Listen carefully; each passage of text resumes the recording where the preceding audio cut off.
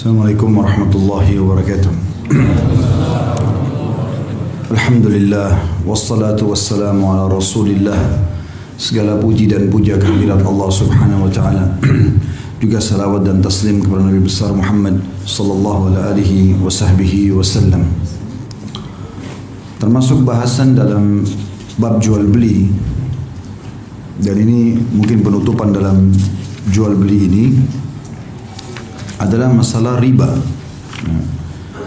Juga nanti masuk dalamnya ada bahasan tentang masalah hal-hal yang lain. Maksudnya masih dalam jual beli, bukan bahasan terakhirnya ya.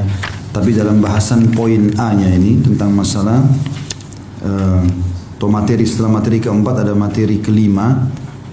Sudah kita bahas masalah jual beli pohon, kemudian kita masuk materi keenam. Maaf, bukan bahasan terakhir dalam bab jual beli, tapi materi keenam.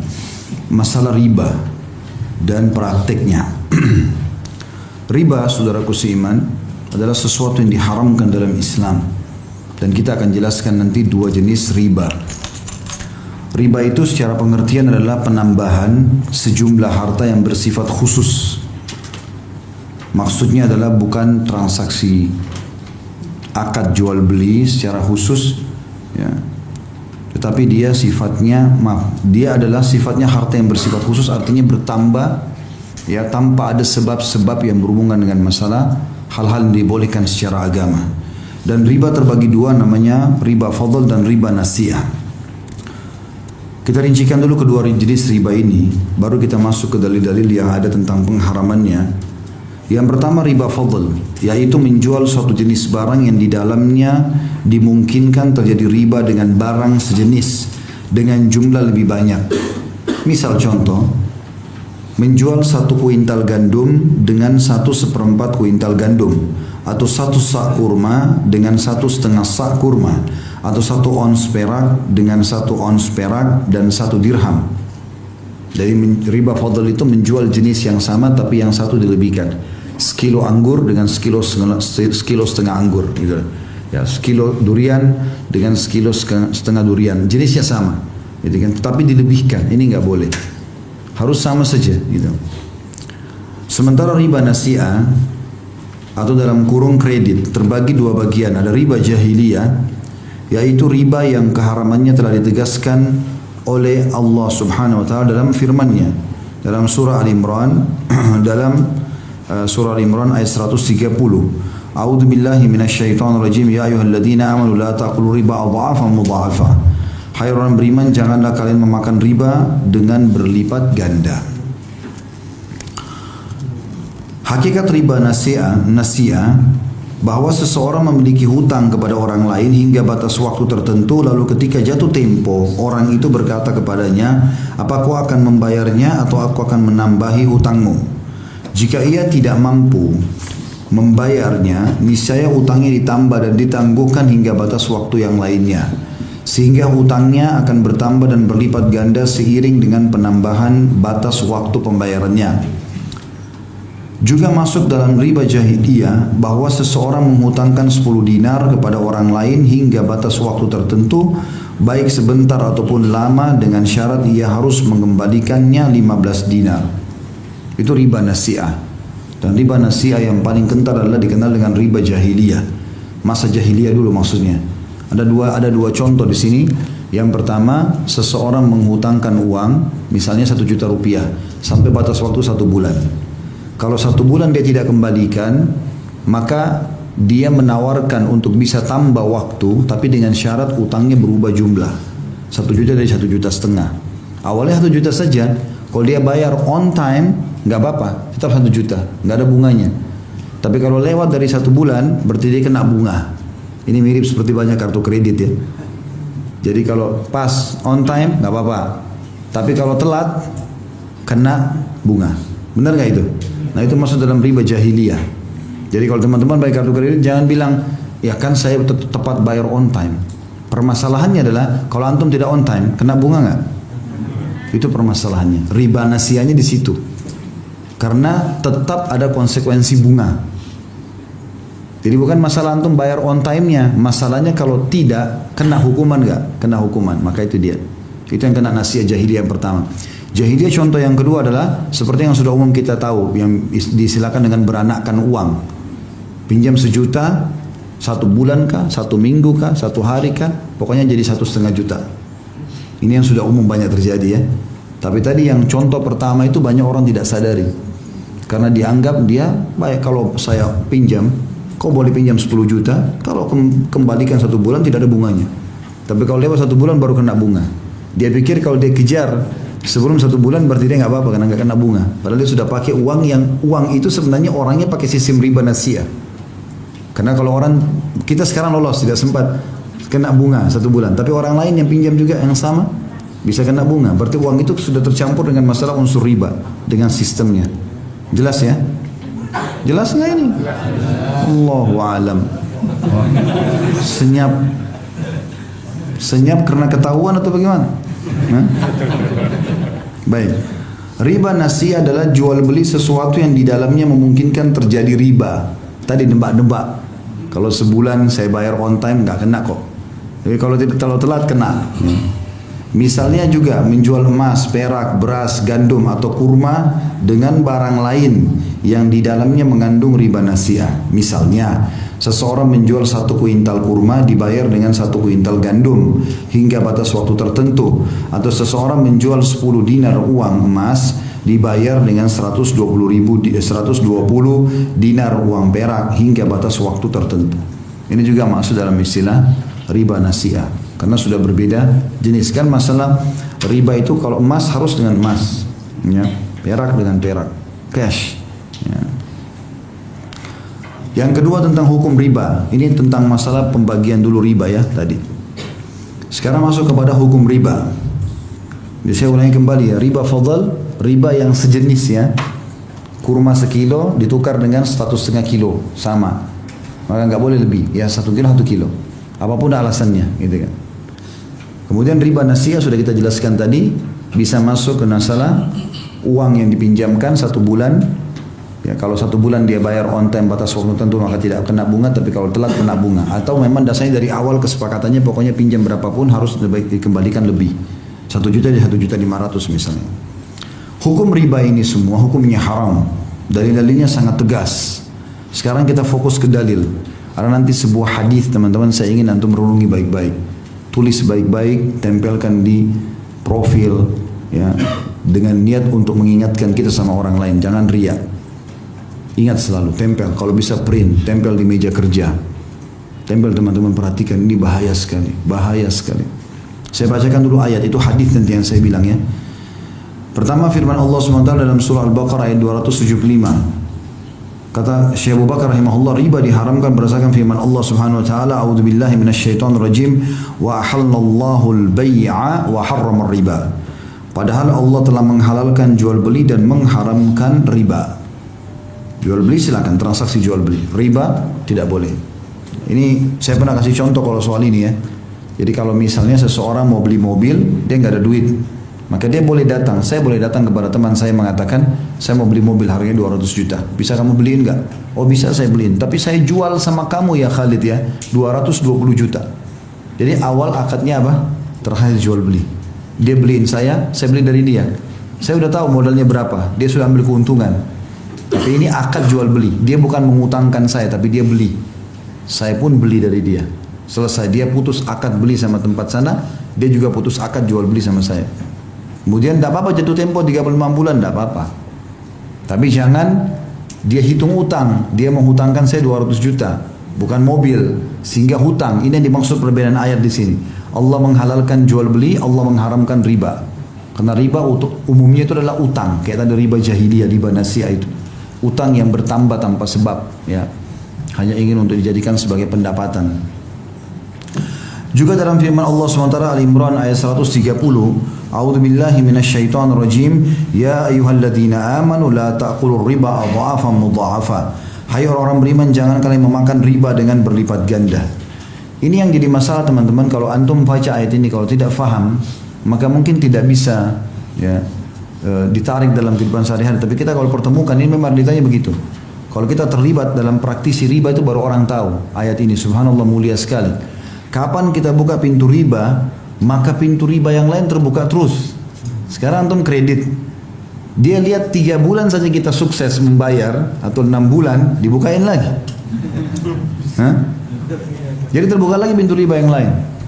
Kartu kredit itu makin besar harta antum maka makin besar limitnya. Karena mereka berharap ada keterlambatan 1-2 produk, 3-4 produk maka hidup dari situ. Karena itu jadi masalah. Maka Allah sudah ingatkan memang riba itu sifatnya adha'afa mudha'afa, sifatnya pasti berlipat-lipat. Jarang orang bisa riba sekali terus kemudian dia berhenti, kecuali dia taubat kepada Allah. Umumnya pasti terikat di sini, terikat di situ. Bahkan ada orang parah sekali, karena semua badannya riba. Odol, uang riba. Sikat giginya riba. Ya, sabun dipakai mandi riba, samponya riba, baju pakai riba, bantal tidur riba, sendok riba, gelas riba, semua riba, air minum riba. Kenapa? Pakai kartu kredit semua. Belanja bulanan gesek, yang bayarin bank, uang riba bukan? Bagaimana antum hidup begitu dari riba semua?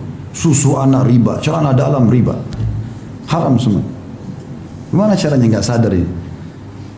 Maka ini poin, tangkap dulu contoh ini ya. Saya akan hubungkan dengan hadis yang saya bilang tadi supaya betul-betul harus kapok ini, berhenti, nggak boleh tidak. Dan jangan takut berhenti teman-teman sekalian, karena bahaya sekali, ancamannya berat. Ya, maka dia akan terus berlipat-lipat itu. Seperti kasus kita bilang, enggak saya tidak kena bunga kok. Misalnya tadi kayak riba nasiah. Tapi kalau antum telat jam 12 malam lewat 1 menit saja, udah kena. Oh kan bunganya cuma 50 ribu. Bukan masalah 50 ribunya, kena hukum ribanya. Riba itu mau 1 rupiah ke atau 10 ribu rupiah, sama saja. Dia intinya kena riba. Itulah. Kemudian Nabi SAW merincikan kedua ayat di atas. Sabda pertama adalah hadits Abu Dawud nomor 333, Ibnu Majah nomor 2277 dan Tirmidzi nomor 1206 dan beliau mensahihkannya. Kata Rasulullah SAW, la'anallahu akilar riba wa mu'kilahu wa syahidaihi wa katibah. Allah melaknat pemakan riba. Makna melaknat diangkat berkah hidupnya. Kalau makan tidak pernah cukup, pakai baju tidak pernah cocok, rumah tangga ribut terus, ada anak sakit, macam-macam. Allah melaknat pemakan riba, pemberi riba, yang mengambilnya dan yang memberikan, 2 orang saksinya dan pencatatnya, pegawai, staf, tulis, tanda tangan, ya segala macam sama, masuk dalam masalah ini. Berarti tidak ada yang bisa lolos nih, jadi kan, kena semua. Saya kan cuma pegawai, tidak tahu apa-apa, nggak bisa. Siapa suruh kerja di situ? Ya, nggak bisa. Haram. Ya, nggak bisa kita cari halal ya teman-teman. Ya. Lebih jelas lagi hadis Nabi SAW, perhatikan baik-baik. Dikatakan oleh Nabi SAW dan hadis ini riwayatkan Imam Ahmad nomor 21.450. Sanadnya dikategorikan sahih. Renungi baik-baik hadis ini. Kata Nabi SAW, dirham riba ya'kuluhu ar-rajul wa huwa ya'lam ashaddu min 36 zanyah. 1 dirham dari hasil riba yang dimakan oleh seseorang sedangkan dia mengetahuinya, dosanya lebih berat daripada 36 kali berzina. Antum zina sama 1, 2, 3, 4, 36 perempuan, itu baru sama dengan 1 dirham riba. 1 dirham itu 10 ribu rupiah, 5 ribu rupiah. Ambil bunga bank, itu sudah 36. Bagaimana kalau kita kerja di sana, gajinya 5 juta, nah, antum hitung sendiri. Kalau 1 dirham 36 kali berzina, kalau sekian juta berapa kali itu? Ini zina loh ini. Dan ini teman-teman sekalian, Nabi SAW memberikan gambaran agar orang faham. Karena umumnya zina orang tahu itu haram. Zina sama perempuan yang tidak halal bagi laki-laki itu orang tahu bobotnya berat. Selalu diingatkan. Di sini Nabi SAW datangkan 1 dirham riba. Bukan Nabi mengatakan misalnya 100 ribu dirham riba. Enggak, 1 dirham riba. Paling kecil. Sama dengan 36 kali zina. Sudah paham sampai sini? Ini hadis yang lebih tegas lagi. Perhatikan setelahnya. Kata Nabi SAW, ini luar biasa teman. Saya kalau baca ini merinding, subhanallah. Hadis ini tegas, ini yang saya bilang tadi. Hadis ini disahihkan oleh Imam Hakim dalam kitab Mustadraknya. Kata Rasulullah SAW, ar-riba 73 baban aisaruha ayyankiha ar-rajul ummah wa inna arba riba irdur rajulil muslim. Kata Nabi SAW, riba itu memiliki 73 pintu, 73 tingkatan. Yang paling rendah, yang paling ringan, setara dengan seseorang berzina dengan ibunya. Dan pintu yang paling berat, ini hati-hati teman-teman. Pintu yang paling berat dalam masalah riba itu selevel setara dengan menodai kehormatan seorang muslim. Faham gak ini? Saya ulangi ya. Tertinggi dari zina adalah zina dengan mahram. Terendahnya riba sama dengan ini. Berarti riba ini berat sekali karena dia sama dengan hukumnya orang zina yang paling tinggi kan gitu. Tapi subhanallah ada yang lebih harus kita hati-hati. Tertingginya riba itu dosanya selevel dengan mencoreng kehormatan seorang muslim.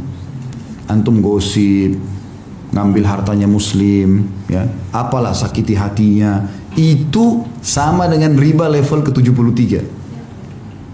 Ini hati-hati. Jangan antum buat masalah sama orang. Jangan sentuh hartanya orang, jangan hina orang, jangan caci maki, jangan buat musuh. Apalagi muslim, bahaya sekali. Bisa ditangkap nggak bahayanya nih? Ya, mencoreng kehormatan seorang muslim, merusak namanya, menggibah dia, memfitnah dia, segala macam, membongkar-bongkar aibnya. Ini selevel dengan dosa tertingginya riba. Ini naudzubillah minasyaitonirrajim. Harus hati-hati.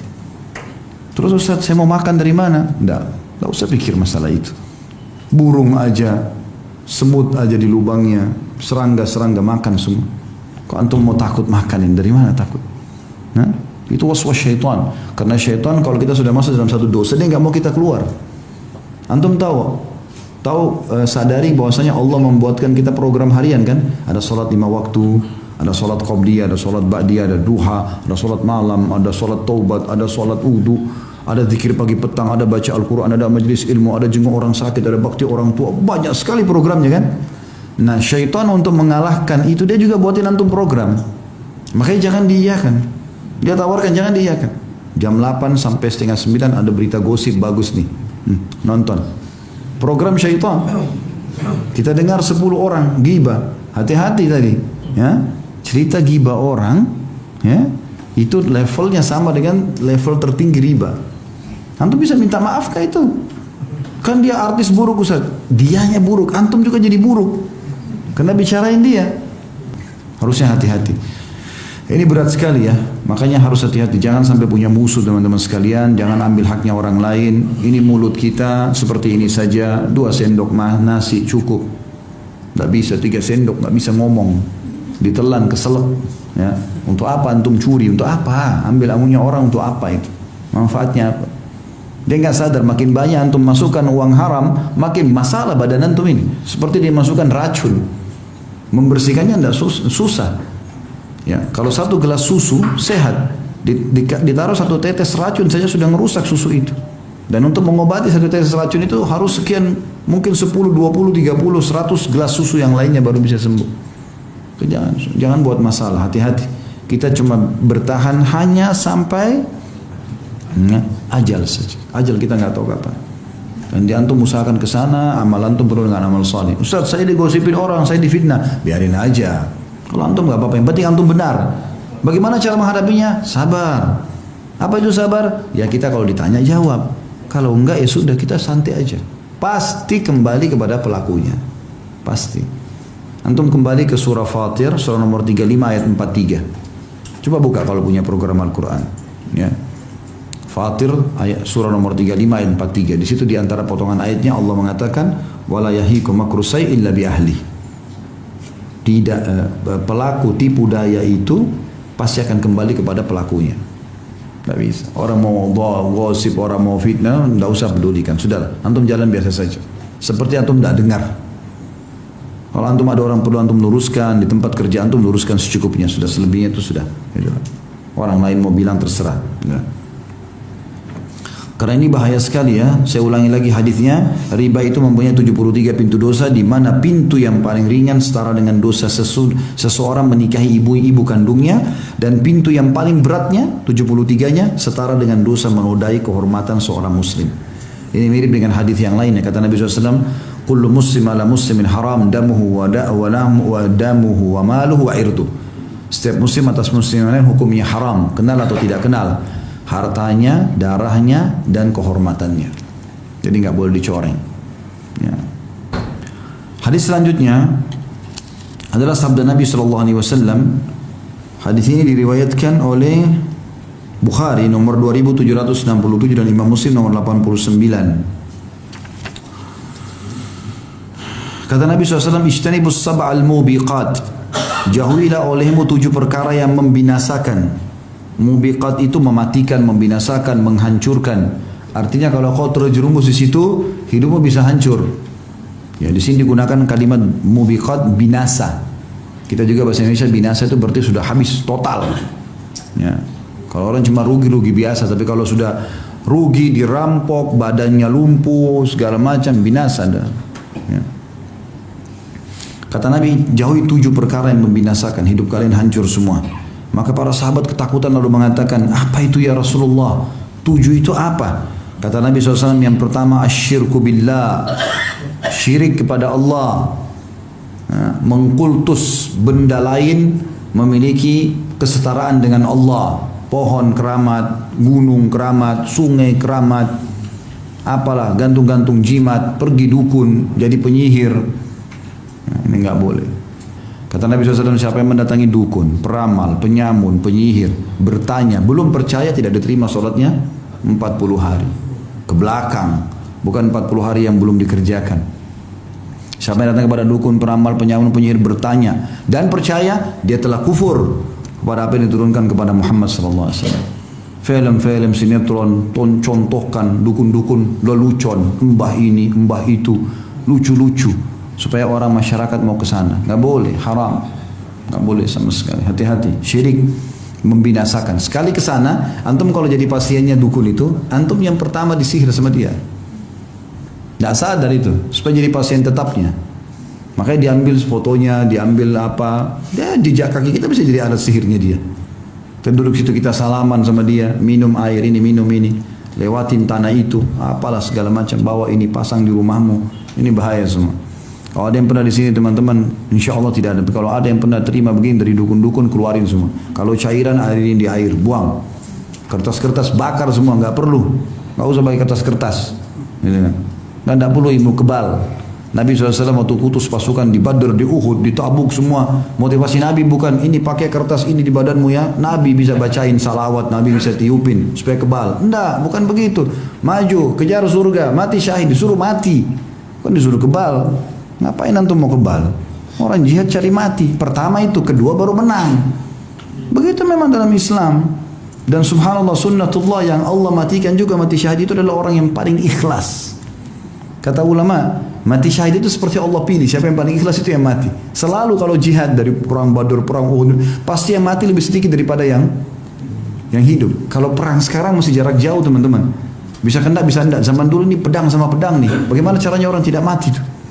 Berat, apalagi saling serang, sudah tidak tahu siapa yang memukul dari belakang, dari samping. Kita nggak tahu, tapi selalu yang mati syahid cuma hitungan bilangan. Di perang Badr itu yang meninggal berapa? 60-70 orang. Jumlahnya 300 lebih. Di perang Uhud juga begitu, sekitar 70 orang yang mati. Jumlahnya 700 orang. Padahal sebenarnya bisa mati semua gitu kan. Tapi kuasa Allah SWT. Memang kita disuruh mati. Nah untuk apa kebal-kebalan ini? Nggak perlu. Karena itu kan semua sama. Dimandikan air kembang pada malam yang kesekian. Macam-macam ini enggak. Hati-hati teman-teman sekalian. Ini mematikan. Syirik. Dan syirik terbagi dua. Ada syirik besar tadi, ada syirik kecil. Syirik kecil riya. Nggak boleh riya. Ibadah karena Allah SWT. Tidak usah pujiannya orang itu. Kamu hebat, kamu pintar. Tidak usah. Ini yang baru pulang haji. Jaga lisannya. Jaga lisan. Di Arafat kemarin sempat menangis. Syaitan bisikin terus ceritain tuh. Ya. Supaya orang tersentuh. Tidak perlu. Jaga lisan. Jangan cerita. Kemarin di Arafah. Saya terpukul sekali.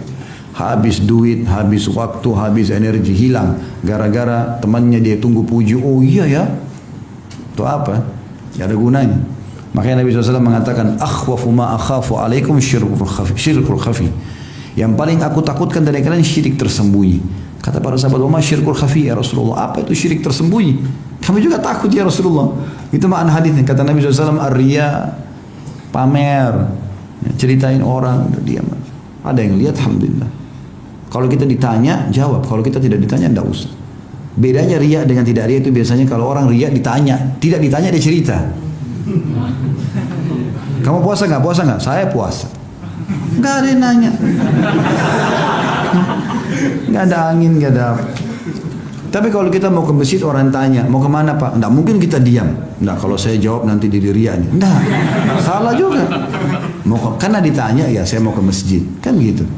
Jadi itu beda ya. Orang kalau ikhlas insya Allah tidak butuh cerita. Tidak butuh orang lain juga tahu. Gitu kan. Dia sembunyikan.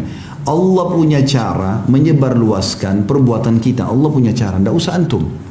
Semua orang yang ikhlas teman-teman melakukan satu perbuatan, Allah sebarkan sebagai pelajaran buat orang lain nanti supaya menambah amal jariah. Apalagi kalau dia sudah meninggal, makin tersebar kisah-kisahnya. Kenapa? Karena memang itu bermanfaat. Allah kasih dia pahala tambahan. Jadi tidak usah banyak cerita-cerita sama orang. Yang kedua, sihir, ya, syirik kepada Allah, sihir. Ini adalah pelaku sihirnya, ya, yang jelas-jelas penyihirnya sudah kufur, kemudian pelaku yang datang ke penyihir juga sama. Ya, ini berbahaya sekali. Jadi tidak usah berhubungan dengan mereka ini. Dan hapus itu gelar-gelarnya itu orang pintar. Tidak usah pakai orang pintar. Orang pintar dari mana? Ya. Kemudian paranormal, ganti semua nama-namanya. Enggak benar. Dukun sudah. Ya. Memang sudah dukun. Jangan diganti-ganti lagi yang lain. Ya. Karena dukun dulu banyak digebukin sama masyarakat. Ada yang sampai dipukul, dibunuh. Wah, diganti sekarang. Ganti nama enggak tanggung-tanggung. Orang pintar. Ya. Yang ketiga, wa qatlun nafsi allati haramallahu illa bil haqq, membunuh jiwa yang Allah haramkan kecuali dengan alasan yang dibenarkan. Jadi nggak boleh sampai menumpahkan darah, ya. Saya sudah pernah ajarin teman-teman sekalian, buat diri saya dan teman-teman sekalian, kalau diajak berantem sama orang tinggalkan saja. Biarin dia berantem sama tembok. Tidak usah layan. Kamu boleh pengecut, ya sudah. Kalau kita diserang membela diri nggak apa-apa. Karena kalau sampai tumpah darahnya dia bahaya. Membunuh jiwa ini dosa besar, membinasakan. Kata sebagian ulama, siapa yang telah membunuh orang lain secara sengaja, dia akan gelisah seumur hidupnya. Dia tumpahkan darah, kena bahaya sekali. Itu besar di sisi Allah Subhanahu Wa Taala. Kata Nabi SAW, apalagi kalau dia orang beriman. Kata Nabi SAW, ya, sesungguhnya terbunuhnya seorang mukmin itu lebih berat di sisi Allah daripada hilangnya dunia ini. Apalagi kalau sampai orang beriman kepada Allah, orang yang ibadah, itu diganggu lebih bahaya sekali. Bahaya lagi. Dengan alasan benar, maksudnya adalah kalau kita tiba-tiba diserang, kita membela diri. Kalau kita tidak bunuh, kita dibunuh, itu lain. Atau misalnya di medan perang, memang kita disuruh memerangi musuh, itu lain. Atau pemerintah menangkap kriminal lalu dihukum mati. Nah ini dengan alasan benar. Tapi setelahnya ini nggak usah, ya. Jadi hindari. Islam menyuruh kita berakhlak yang mulia, bukan ribut-ributan. Udah, tenang saja. Ya, ketenangan itu teman-teman, kita kalau emosional buyar ide kita. Tapi kalau kita tenang, ide kita jadi banyak. Jadi akhirnya kita juga bisa konsentrasi menyampaikan, meluruskan kesalahan orang. Itu memang kedewasaan di situ. Makanya kata Nabi SAW, "Laisa sur'atu bil ghadab." Bukan keperkasaan itu dinilai dari emosionalnya seseorang. Walakin as-sur'atu man malaka nafsa indal ghadab. Tapi keperkasaan itu dinilai pada saat orang bisa mengontrol dirinya kalau lagi emosi. Sudah kita jelaskan ini. Ya. Yang keempat ini yang saksi bahasan kita, wa aklur riba, memakan riba. Jadi riba ini datang subhanallah setelah syirik, setelah sihir, setelah membunuh. Langsung masuk masalah riba. Ya, dan sudah kita jelaskan tadi dalil-dalilnya. Kemudian yang kelima, wa aklu malil yatim, memakan harta anak yatim. Ya, dan yatim adalah anak-anak yang meninggal ayahnya sebelum balik.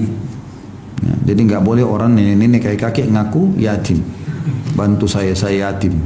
Yatim dari mana? Sebelum balik saja. Ya, dan yang ayahnya mati. Kalau ibunya mati biasa dikasih tambah di Indonesia piatu, ya. Tapi sebenarnya cuma yang ayahnya mati dikatakan yatim. Kemudian yang keenam, at-tawalli wa tawalli yaumaz zahf. Ini luar biasa, ya, tidak boleh lari dari kancah peperangan. Maka tidak ada sifat pengecut bagi orang muslim. Masuk di kancah jihad, target utama mati dulu. Nggak lagi sila pulang. Dan itu paling dekat dengan surga, sudah depan mata. Beberapa sahabat di pancap jihad semangat kejar musuh, ditanya sama temannya, kamu mau kemana? Surga depan mata, tinggal tunggu musuh satu tusuk mati selesai. Seorang sahabat namanya Abdullah lagi berdiri di pasukan, Nabi SAW ingin motivasi 300 orang sahabat di Badr. Kata Nabi SAW, demi jiwaku dalam genggamannya, demi Muhammad, demi Allah maksudnya, tidak ada seorang pun dari kalian mati di sini terbunuh oleh musuh ini kecuali masuk surga. Sahabat ini bilang, bakhin, indah sekali ya Rasulullah. Indah. Kata Nabi SAW, kenapa kau bilang indah? Ulangi ya Rasulullah. Dia ingin jadikan motivasi demi jiwaku demi jiwa Muhammad yang dalam genggaman Allah, ya, dan dalam genggaman yang sedang genggaman Allah.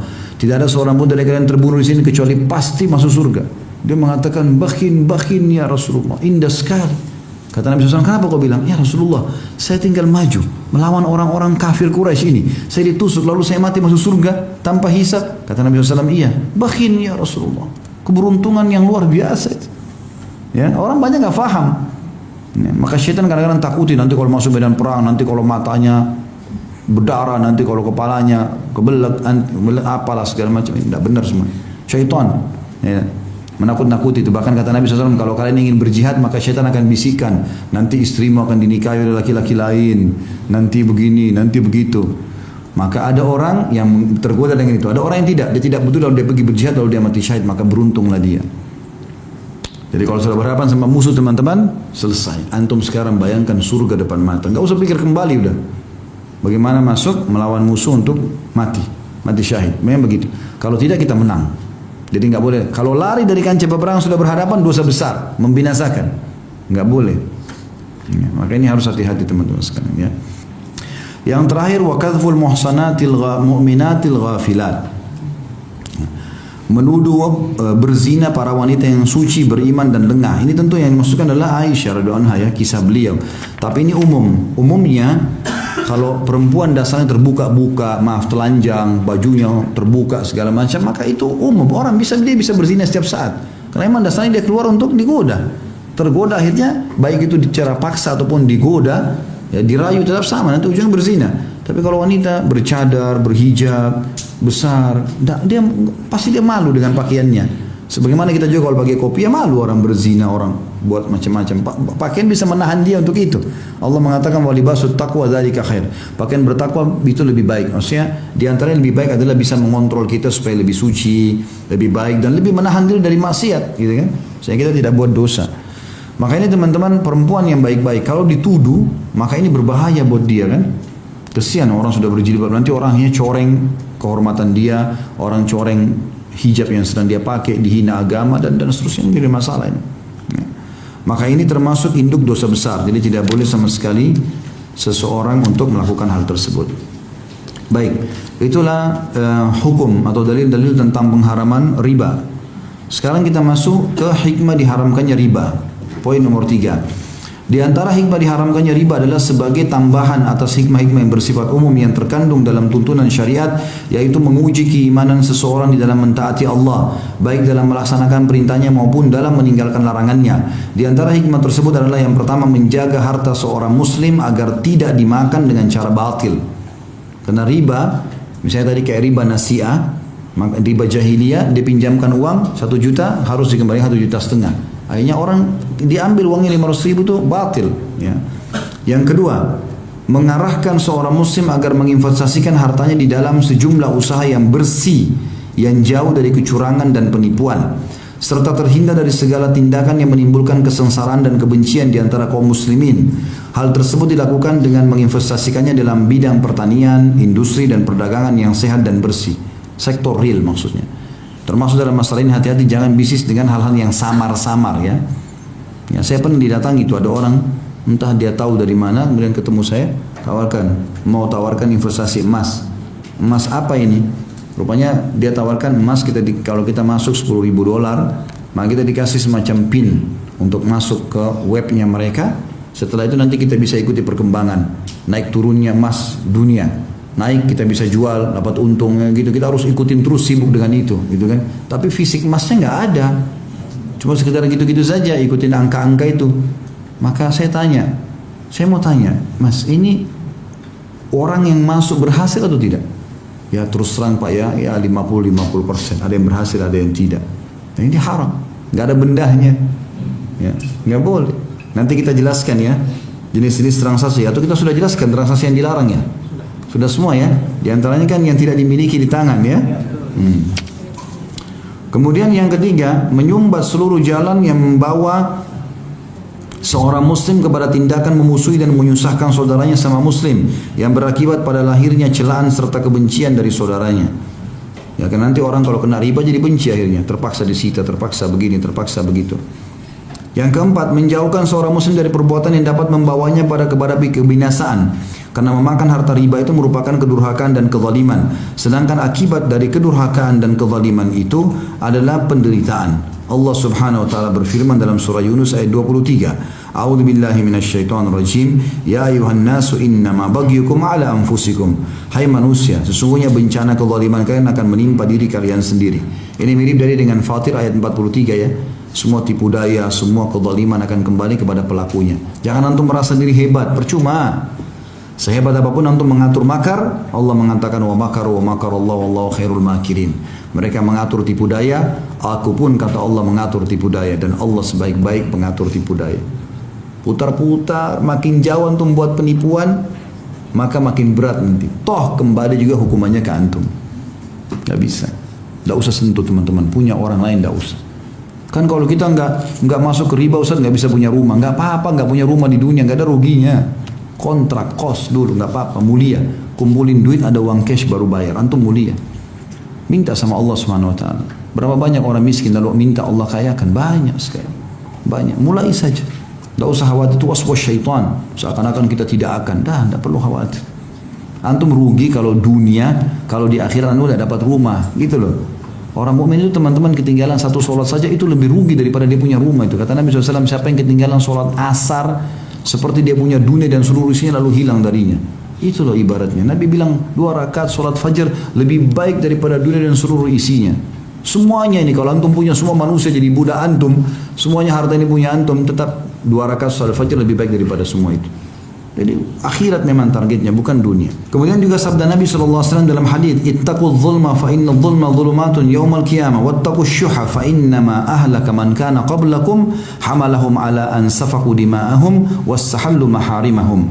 Takutlah kalian akan kezaliman, karena kezaliman itu merupakan kegelapan pada hari kiamat. Dan takut, maksud kegelapan ini artinya kesulitan. Nanti tuntutannya terlalu banyak, kalian tidak bisa menyelamatkan diri. Karena satu orang saja teman-teman sudah cukup habisin pahala kita. Antum gosipin orang nih, maka bisa saja kalau dia bilang saya mau ambil ya Allah seluruh pahala puasa dia selama 50 tahun, habis. Datang orang kedua, saya mau pahala sholatnya semuanya ya Allah, dikasih. Nah, antum mau tolak bagaimana? Habis semua. Dan kalau sudah habis pahala antum masih ada yang nuntut, dosa mereka, zina mereka, bohong mereka, riba mereka dikasih ke antum, maka masuk neraka. Ngapain? Untuk apa? Tidak ada gunanya. Kata Nabi SAW, takutlah kamu kepada kezaliman. Zalim itu mengambil hak orang lain atau tidak memberi hak orang lain ya. Kalau kita ambil yang bukan hak kita itu zalim. Atau kita punya pegawai nggak dikasih haknya, maka itu juga zalim. Kan gitu.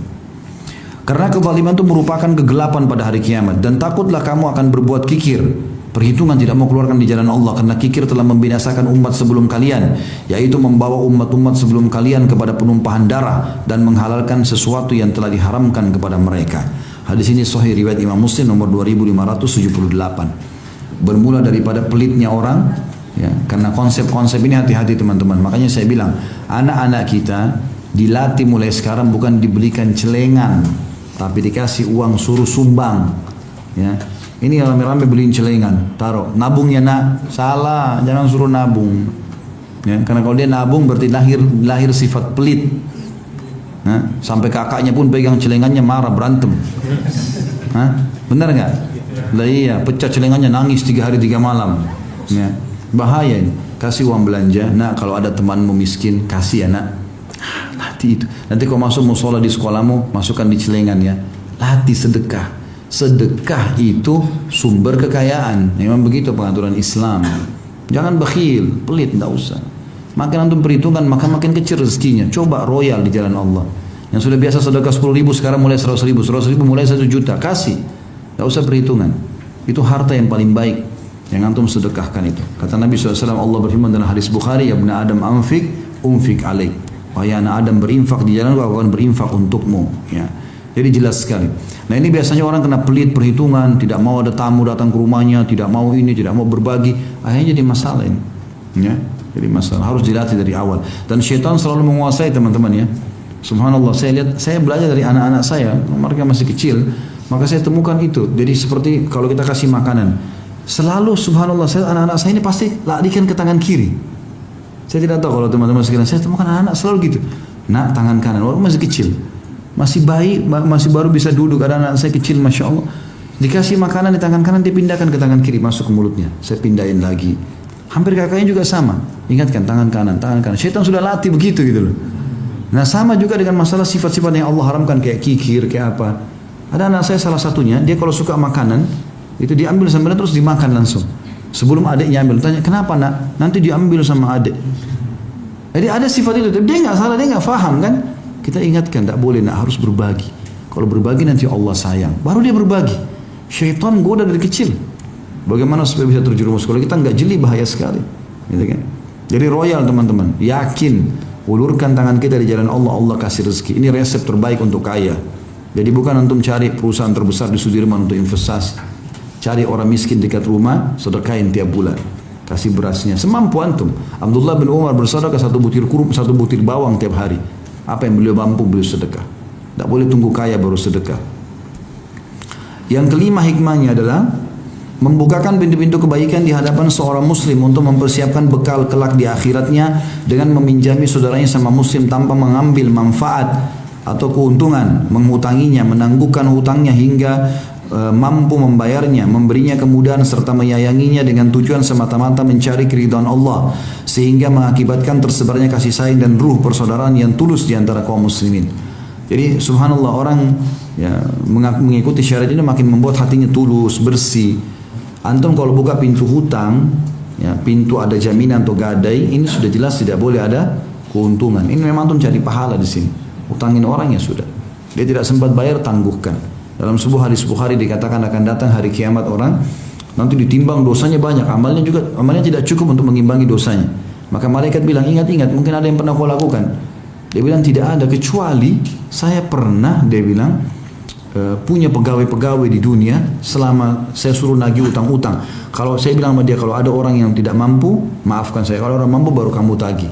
Kata malaikat, itu justru yang membantu kamu. Lalu ditimbang di timbangan amalnya, maka dikalahkanlah semua dosanya. Menangguhkan orang, memaafkan orang. Kalau utang justru bagus, itu sedekah yang baik. Baik, begitu saja insyaallah. Pertanyaan ini kita akan simpan, kita akan jawab pertemuan akan datang insyaallah. Subhanakallahumma bihamdika, asyhadu an la ilaha illa anta astaghfiruka wa atubu ilaik.